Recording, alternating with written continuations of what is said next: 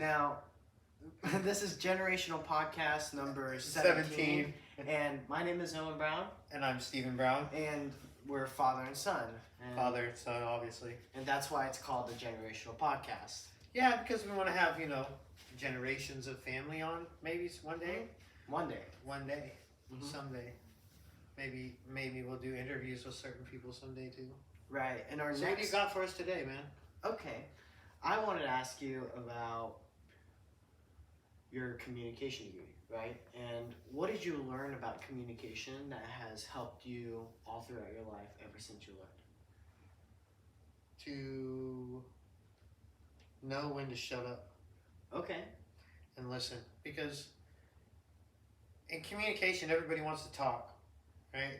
Everybody is in an urgency to say or do something quickly. They want to say their side. And when everybody wants to say their side, nobody actually listens. Okay. So one side has to shut up and listen. Mm-hmm. I know it sounds harsh, but one side has to shut up. If you're a parent and the kid is trying to tell you something, shut up and listen. If you're a kid and the parent's trying to tell you something, shut up and listen. Mm-hmm. That's it. And then you can ask questions. Unless you have parents that say, don't ask me questions, and just don't ask them questions. Just do whatever they say until you have your own way. Mm-hmm. Which I don't recommend anybody just leaving home, but I mean, when it comes down to it, I always think that if you're in a bad situation, get out of the bad situation. That's it. But as far as communication degrees go, I mean, the best thing is to be quiet and listen. Okay. It's hard to do. It's hard. I make mistakes. I have a degree that says I can talk to people, and I make mistakes with you and with Madison all the time. Mm-hmm. And I still catch myself because it's habits. We get into habits of doing things. Okay. Right? So, yeah. Yeah, I understand where you're coming from.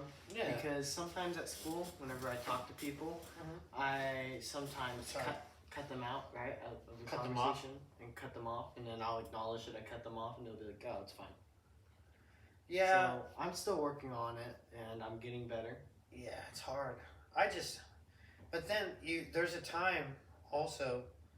I've become a master at being quiet too much, Mm-hmm. because I've developed this weird space Mm-hmm. where I've decided it's not worth time sometimes, and that's a bad place to be in because everybody is worth time. So. All right. Do you agree with this thinking where if you're the quietest guy in the room, you have the best advantage in the room because you're listening to everybody else's conversations and you're pretty much building a profile on everyone? It's true. I do that to everybody. If I'm walking to a room and I'll pretty much profile everybody. I'll know exactly who's who before the hour's up, most likely, depending on the room and how many people. I noticed that whenever we go somewhere, you usually look around, right, to make sure that nothing's bad's gonna occur, because you're always looking out for everybody that's around you, and I think that that's a part of your communication that you have with the world. Yeah, but it's also part of the military. Mm. So you have to kind of observe your environment and then assess your moves. Mm-hmm. And it's kind of like, I think it teaches you to, look before you leap. Like the movies. What is that? Like, who says that? Look before you leap. It's one of the movies. Mm. Was it Spider-Man? No, Superman. Maybe it was Superman. Look before you leap. Yeah. Anyway. And I do like the fact that I learned a little bit from you when it comes to that, to understanding my environment, because it helps me, it helps my anxiety, knowing that certain people act a certain way, and I know exactly how to react to like the popular group in school, or react to the shy people, just because I understand the situation and I pretty much had a mental note on what the person kind of is. You profile people A already. little You bit. kind of gone through. See, the thing about that is sometimes you can be wrong, Right. and that's the opposite side is because you start to hyper analyze and hyper focus on things that sometimes you can get things wrong, Mhm. and it happens. It doesn't happen a whole lot, but it does happen. It can happen. All right. I've done that a few times, Me too. and the worst times is when you do it when you're about to wrestle someone, right? And you're like, oh, this dude's not gonna be fast, and then second Next thing you later, know, the dude's holy cow, he's fast as heck. next thing you know, you're in a scramble and you're running in circles. And you're like, this dude does not stop. Yeah. Like I seen short dudes, right? Short, chunky, a little bit, chubby guys Yeah, quick. go against. It's like 170, right? Go against tall, muscular guys, and I'm like, oh, that dude's probably gonna lose. And then I see him just do throws and judo moves, and I'm like, oh, that chubby kid's destroying him. It's one of those things where like wrestling, I've seen that the guys that are like stout guys, it's not always the big muscular guys that'll win it. Right. It's That's- whoever. The Daniel Cormiers of the world, dude. The eating the chicken. I love that video. It always puts a smile on my face. You know the Daniel Cormier chicken video? He's got his shirt off and he's dancing. I see that. I love it. It reminds me a Forever. little bit of, I forget. It's a new fighter. He gains a lot of weight when he's off. Derek, no, you're No. the Englishman. the Pembley, no, Patty to Batty. Patty Pimblett. Patty Pimblett. Yeah. He blows up. Yeah. But dude, you've seen me blow up, Mhm. so I've blown up like that before. I mean, listen. Now that's when you judge wrong. Like when somebody gains weight and you don't. You know what looking they at did him? He before. looks like a cream puff. Right. He looks like he got off the couch playing 2K or some stuff. But Just then eating cakes, eating bun cakes, and you're like, "Hey, fatty," and he's like, huh? And it just next thing you know, he like kicks you 3 times in the head, whack, whack, whack. And you're just like, how did this fat man move like that? So that's when judging kind of gets you. Yeah, Puts you you in can't your judge a place. book by its cover, they say. That's one of the sayings that is thrown around by the old heads. Mhm. And you can't ever judge a book by its cover. There's a lot more Right. than meets the eye, usually. I definitely agree. I think at the same time, it's like it's been kind of a balance in life Mm-hmm. because people tend to automatically label you based off what you do, Okay. right? So like maybe because you're a wrestler, people are gonna perceive you as always aggressive, Oh. right? Which may be Yeah. true, right? Is it true? Well, it depends on who I'm talking to. Because if it's like an opponent from another school, yeah, I'm going to act aggressive. But if it's just like a friend from school, I'm a normal person. Now, here's a story actually today. So one of my wrestlers, right, in our group, he was pushing and he was getting shoved, right? So you push back. And I noticed it, so I went by him and I go, hey, I know how capable you are. Just understand you can beat his butt. And please do not get into fights on the last 2 days of school. Yeah. You always do it after. Just Don't even tell him to do it after, Owen. What are you doing? Well, you can do it after in a wrestling match. Owen said that I could beat this kid up after school. No, What? no. You're the one teaching him. No, on the wrestling mat. What you do is you say, all right, well, get parents to sign off and have them come in and say, hey, they're pushing and shoving. Let's have a wrestle. What do you think? Right. That's the, okay. Listen, I got a story for you. Okay. In Rice, Texas, it's a small town in Texas. If you blink, you miss it. Okay. We used to have, and you have to understand, if you aren't from Texas, you don't understand Texas school rules. All right. There's laws in Texas that basically says that if you act up, the gym teacher can take a paddle to your behind, as long as your parents sign off on it. And my parents signed off on it. Why not? Why not? Like, why wouldn't they? I mean, I was a heathen. They knew I was a heathen. And they were like, all right, well, if he acts up, do it. Well, we had a really cool Mexican, in both schools, actually, growing up. I had really cool Mexican recess. Gym teachers, I guess. They're not gym teachers, but we had like recess people. They're they weren't teachers. No, they only came for recess. Oh, and she had the recess rules. Like, she right. had everybody's recess throughout the school. Okay. Right, and the recess rules were, you can fight, but if you cry and tell her about it, then you get in trouble. Right.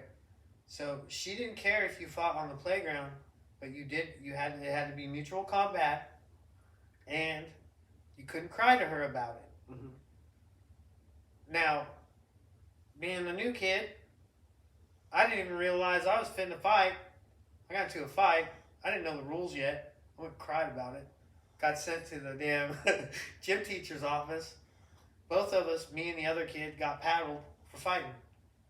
Mm-hmm. And then I knew the rules after that. So then it was like we finna fight all the time.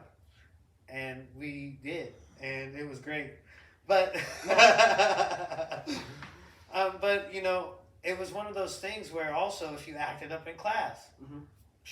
Go to principal's office. If it was bad enough, they got the paddle. I swear I signed that paddle at least 3 times in the school year.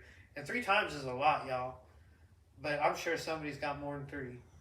Okay. I mean, and every time you sign it. And there was holes in the paddle and everything.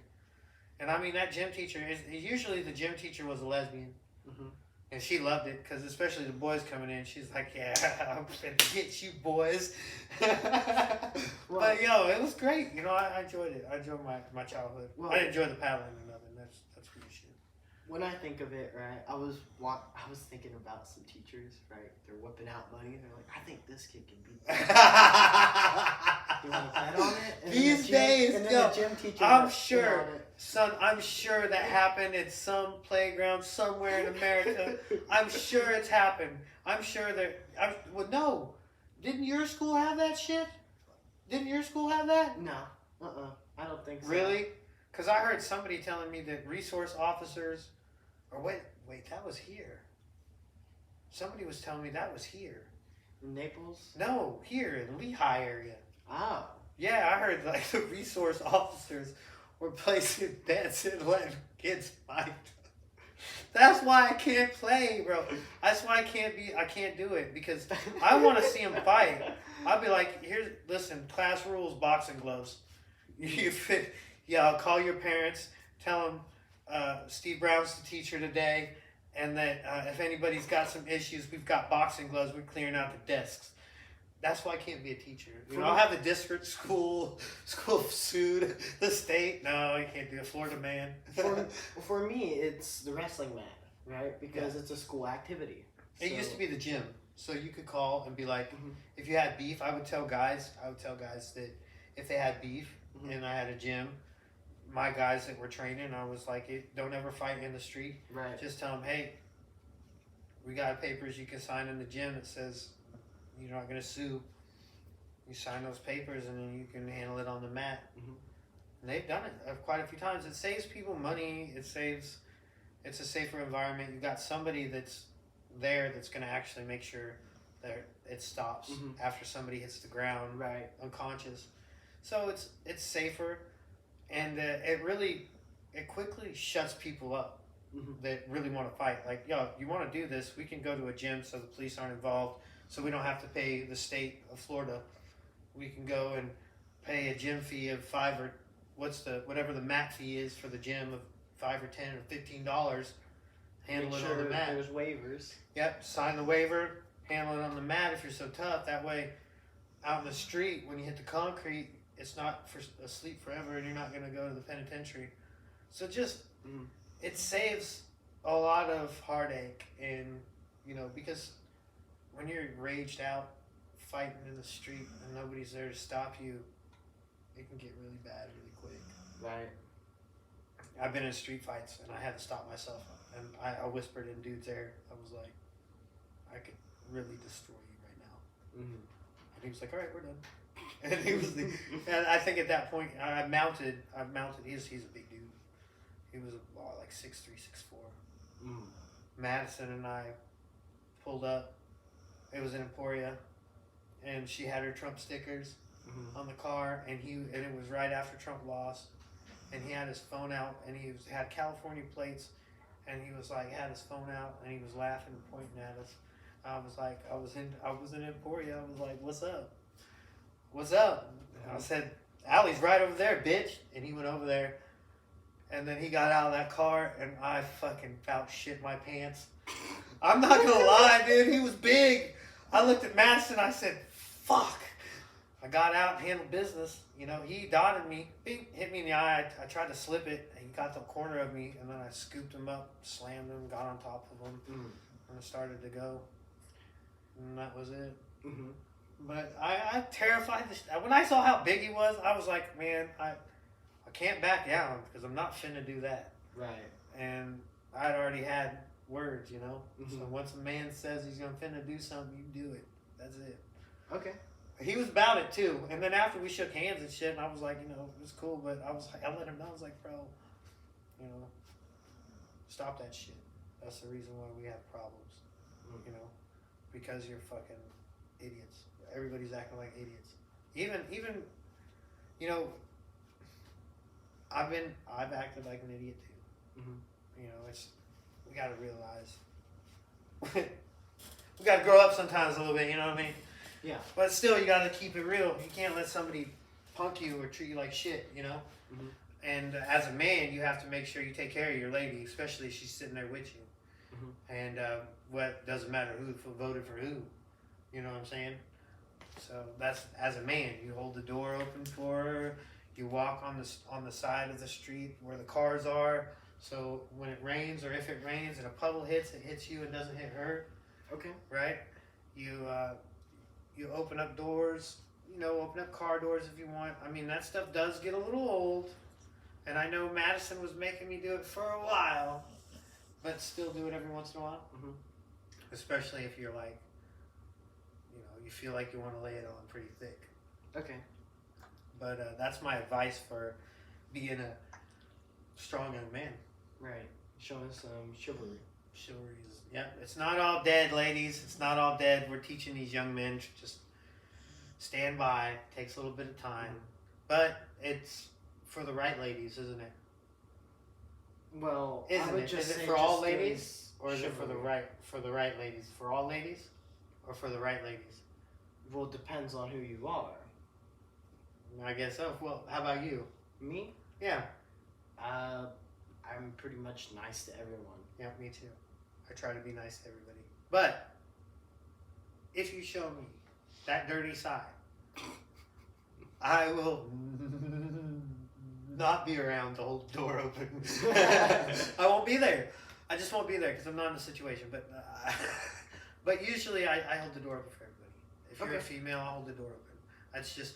And ladies, don't think because a guy's holding the door open for you that he wants to get in your pants. He's just being gentlemanlike. He might be trying to impress a girl that's like sitting in the car. That's his wife.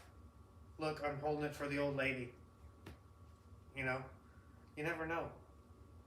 But he could be trying to get at you too. So if he gives you a wink and a smile, then you know. When you know, you know. You know? So my question is, wow, you got 17 coming up, huh? We have episode 17, and then you have 17 coming up, don't you? Yeah, but by that time, when my birthday hits, we'll be around episode 50 or 60. You think so? Yeah. So what do you want to do for your 17th birthday? I want to... Okay. Okay. What's that? What is it that you want, and what do you want to do? I want to And go. don't say some corny shit like world peace. I want world peace for my birthday. I want to go into a sniper school, but I don't think I'm at that age yet. I would like to. We can do. There's a long range course. You can, Okay. But Because I I'd have need find out to, where it is. or I should get my driver's license, whichever one comes first. I think the driver's license is a good idea. So I can be chaperoned for once, right? That way Madison and I can go get out, get snookered, have some drinks, and be like, come pick us up. Better than me driving. Yeah, definitely better than me driving. That's one reason why I don't drink, is because I'm always driving. Right.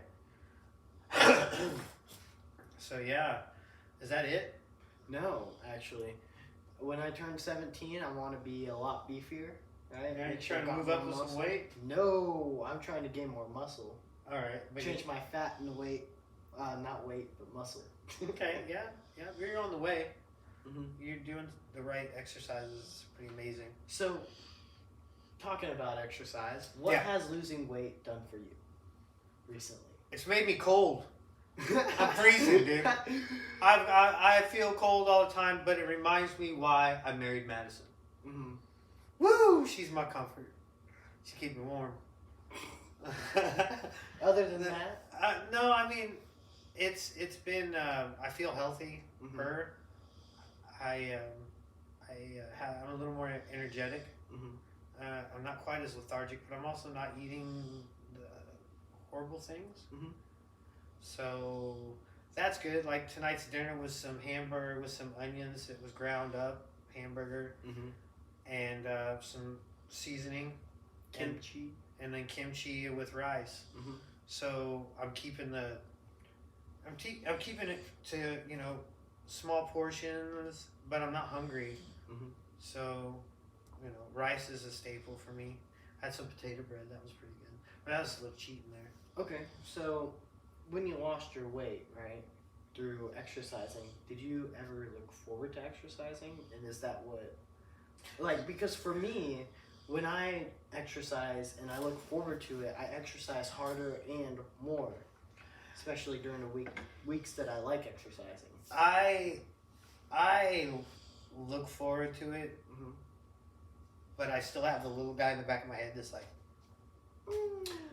you can watch some more videos, or you can go, oh, now you're hungry. Mm-hmm. And to make an excuse for oh, well, now I'm hungry. Oh, well, now I want to play video games. Oh, now I want to watch this YouTube video. I try to talk myself out of doing it sometimes, but I just need to get it done. Mm-hmm. But I haven't felt regret about doing any of it. Right. So I always feel 10 times better. Mm-hmm. And that's helped out a lot. Stretching is the main thing, though. Stretching? I think stretching has been the before the working out. Mm-hmm. I had to stretch, and that was my workout. Okay. So when I first started, and I was I'm weighing 230 something pounds at 5'6", and I was there. I'm at 180 something now. I'm probably lower than that. I don't know. I haven't weighed myself for a while, because it's not. My point isn't to do the weight. Mm-hmm. I look forward to getting back to where I was. Okay. So that's what I'm looking at because now you're taller than me now, Right. and you're longer, and your wrestling is really good. For what you're a really good wrestler. You're a good wrestler. Mm-hmm. And then mixing the submissions in and teaching you the submissions, especially the ones that are my Achilles heels. Mm-hmm. So then you're able to throw them on me, and I mean, you choked me out yesterday with a ninja choke.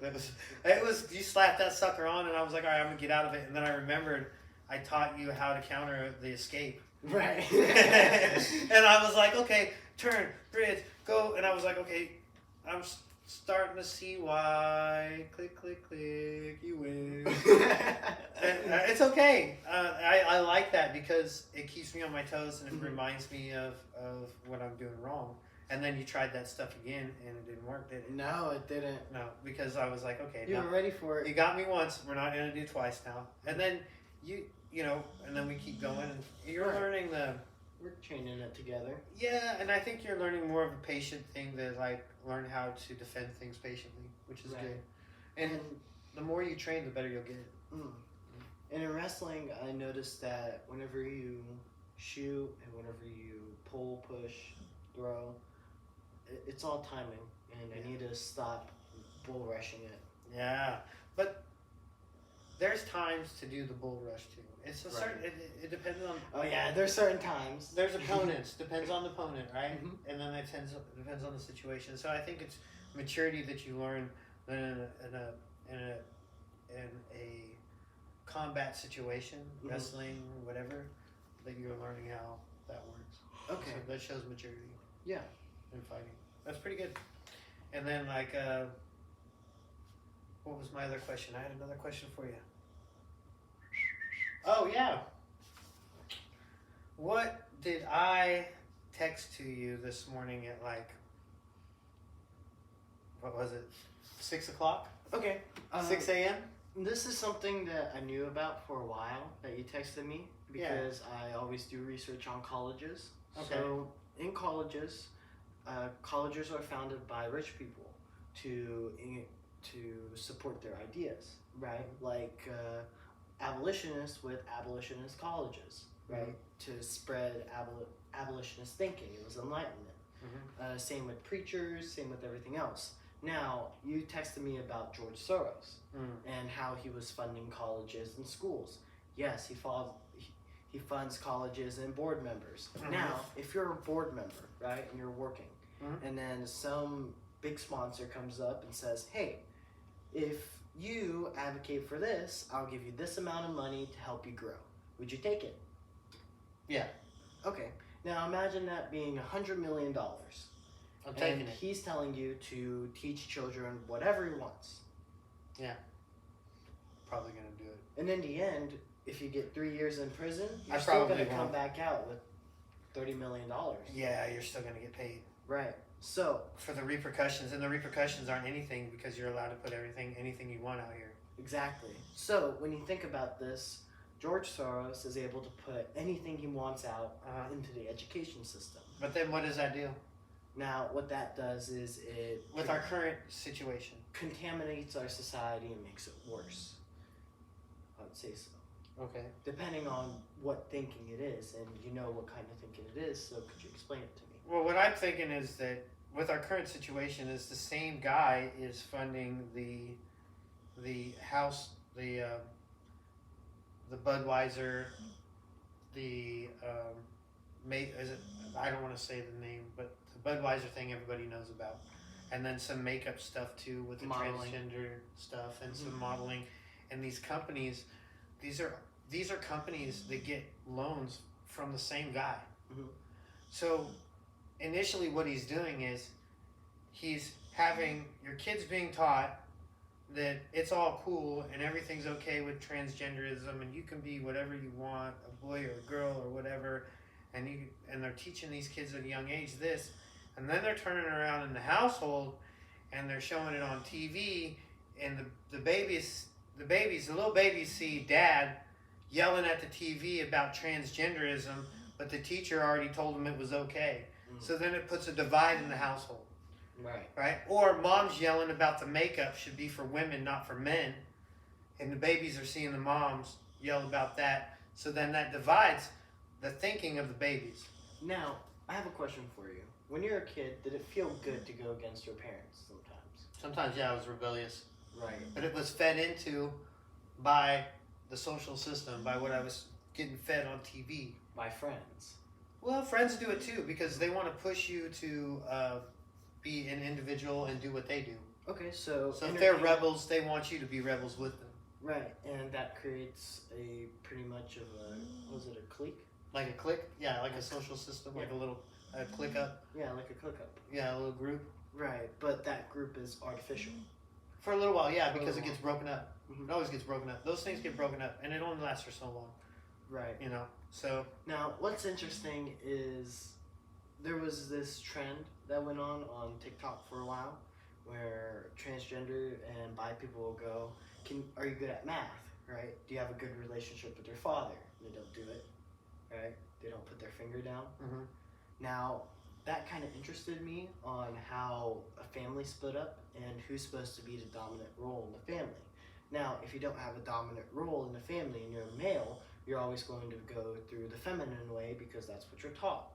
Unless you're taught something else in school, and as you just said, Or that you- might not be what you're taught in school, which is to be masculine.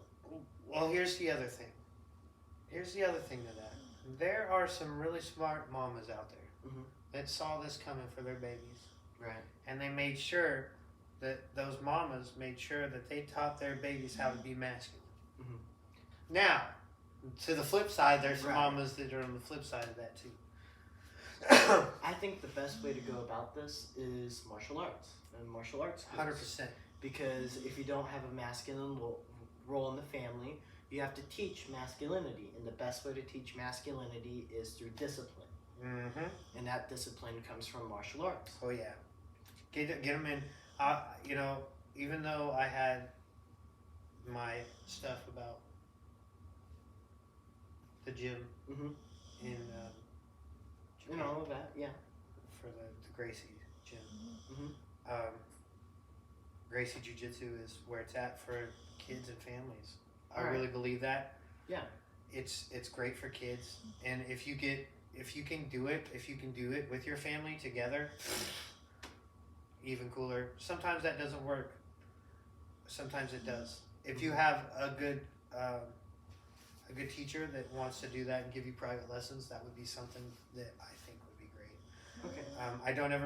I recommend, any martial art is good. I always recommend jiu-jitsu because it's not, you're not hitting all the time and you're not getting knocked out. I mean, you're getting knocked out, but it's choked out, and it's usually you tap and people let you go. They're not going to be butt heads most of the time.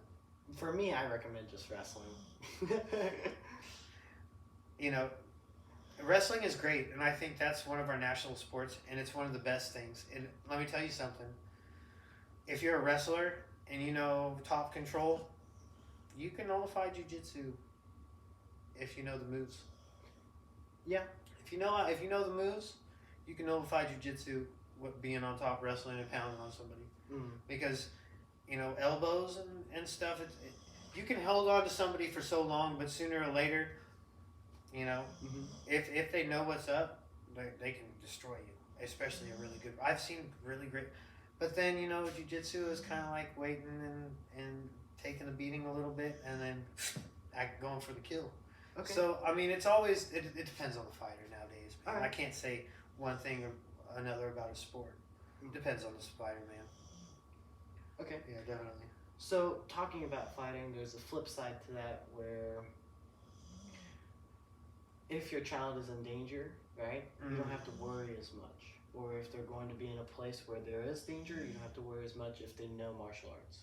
I mean, it does kind of like give you that kind of a little bit of a security, but still, we have to realize that size is a big difference. Little kids can be taken over really quickly. Right. And that needs to be like something that you think about, that needs to be thought about when it comes to that. But it is something that you can have as a safety mechanism. I would say a tool, not even a safety mechanism. It could be a tool because you were taught certain things. I taught you certain moves for your size, like how to take somebody down just to run away from them really quick. So there's certain things that we can teach our young babies that can teach them to get away. I don't ever recommend teaching a baby to try and fight a grown person. Mm-hmm. I recommend just a quick move to knock that grown person down and to run as far as possible.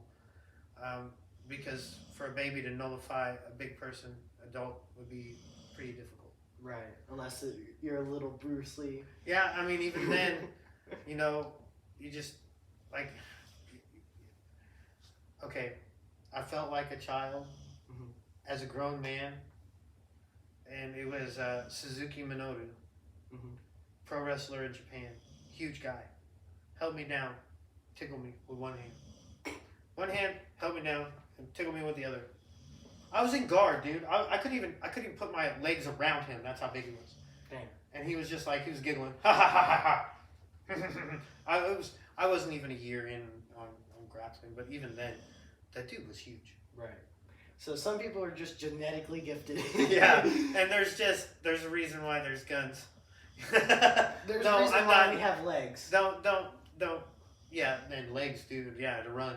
Right. Yeah, or to chop them down, Kick them. like a big tree, Woo. right in the legs, and then dodge around. Listen, There's so many ways. there's so many ways to, what do they say? I'm not gonna say skin a cat because I just said it, didn't I? Yeah. We don't skin cats around here. Uh-oh. No, we don't skin cats around here. Mm-hmm. We love the devil. So yeah, man, I think that's it for me. I don't know. You got anything else? You got another question? Well, Don't you? yeah, I do have another question. Do So, ya? What are you leaning in for, man? What is this? What kind of question is this? What kind Okay. of question is this? Are you leaning in like it's a good question? What's up? it's a pretty good question. All right. I would say, compared to other people, Mm. right? What do I do that surprises you as a parent? Oh my goodness. Can I say the things you don't do? Go Would that be ahead. better? You don't do drugs. Mhm. You don't talk back very often. And if you do, it's kind of like a misunderstanding. Making me Sweat. a bit. So you clean. So I don't have a problem there. So you take care of your chores. I mean, really, you are the exact opposite of what I was when I was your age. Mm.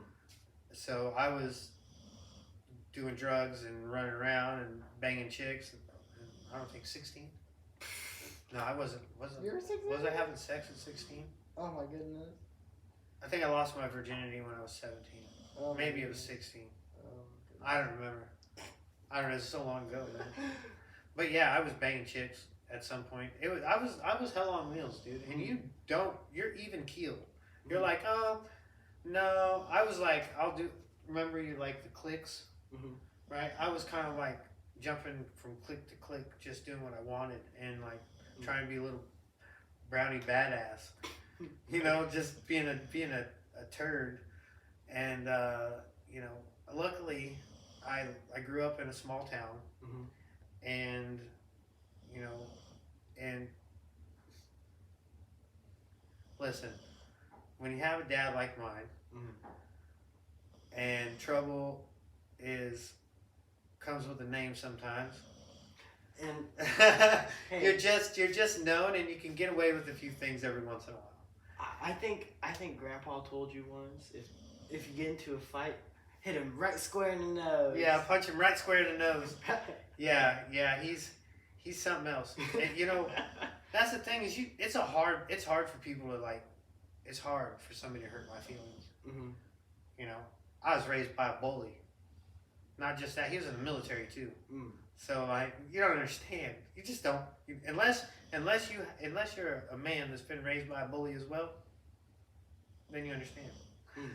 But he doesn't. He's a tough guy. He's a tough country guy. Right. He's tough not as country nails. like yeehaw, get on. He's a woodsman, Mhm.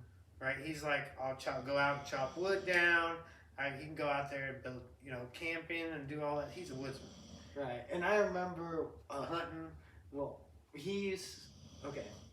I remember when he got his saw, right? His brand new saw to cut his wood, and he was like, I'm just gonna use the axe, and then he starts going at the axe instead of using the wood cutter that he got. Just So to I'm get some watching him go, exercise. Whoop, Yep. book, and then I'm trying to do it, and I'm like, this takes two. Yeah, he's a tough old man, and he raised me. He didn't have to. I wasn't his biological son. Mhm. And I'm forever indebted and grateful for that, and I'll forever love that old man. It doesn't matter how grumpy he gets, and that's on America. Thick skin. Oh man, thick skin. You have to understand, if I got hurt, it was like wipe some dirt on it, let's go. What are you crying for? I ain't your mama. He would always say, it's either inside or Outside. Stop running back and forth. But yeah, he stepped up big time and raised me, and he didn't even have to do that. So, and you know, he put food on the table and a roof over my head and clothes on my back, and I have to respect that man forever for that. And he taught me how to be a man. I mean, I learned a lot of the stuff from him, you know, and fathers at some point they sit and talk with their sons, and sometimes it's later, sometimes it's earlier, you know, preferably earlier than later, because it helps out if you sit and talk with your sons early.